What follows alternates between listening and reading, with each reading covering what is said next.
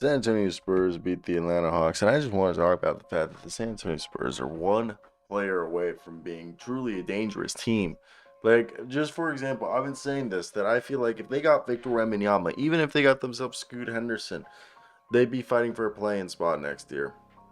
You got Jeremy So and Keldon Johnson and Devin Vassell at three critical positions, the two, the three, and the four. Then you have Zach Collins, who is a capable starting center and is a high level backup center in the NBA who can easily average a double double, block a few shots and shoot threes, prototypical for today. You got Trae Jones, who seems like he can be an average and above average starting point guard or a very high level backup point guard. Malachi Braham is looking good. All right, he's also showing some ball handling ability, and tonight he had a quiet game, but then you have off the bench Blake Wesley, and the bench is something still got to figure out. But if they got Vic and brought a few vets in, this team's not that far away. All right, Keldon Johnson, 20 points per game scorer. Devin Vassell, 20 points per game scorer. Two-way. You got two-way wings. Jeremy Sohan, he's a three-point shot away from being absolutely dangerous. Sandro, Julian Julian Champagny, Keita Bates-Diop, Romeo Langford, Blake Wesley, Don Barlow. All right. They also have themselves in that, out of that group. I believe I'm missing one guy. Doug McDermott, Devontae Graham, Ken Burch, Charles Bassey. I also forgot Bassey fractured his left patella, and with that being said, is they've got all these guys that they can have an impact and help them win games. And in a game tonight, okay, where I feel like we got to see them just manhandle a Hawks team where they showed their resilience. I just feel like they're not getting the respect that they deserve.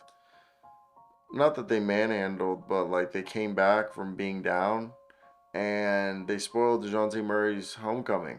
Okay, the largest second half comeback for San Antonio Spurs under Greg Popovich in 27 seasons. All right, they dug down deep and won that game for Pop.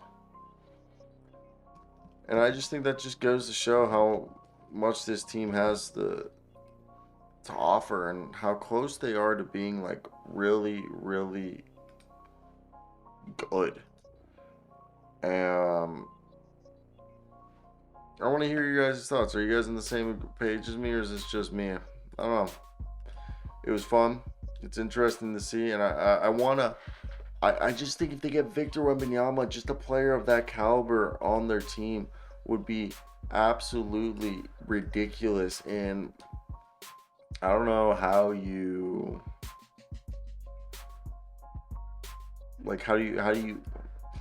I don't think you can counteract that. So for me, when I look at this situation, I think the Spurs really are.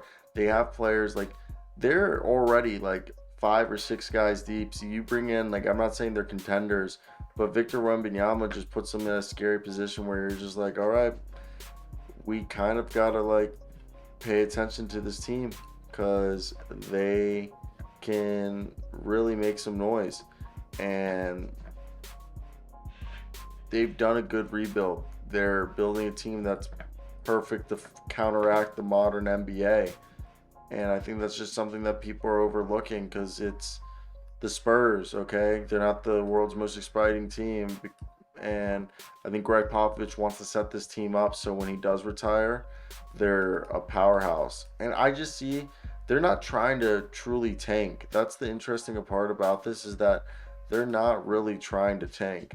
That's not what they're trying to do.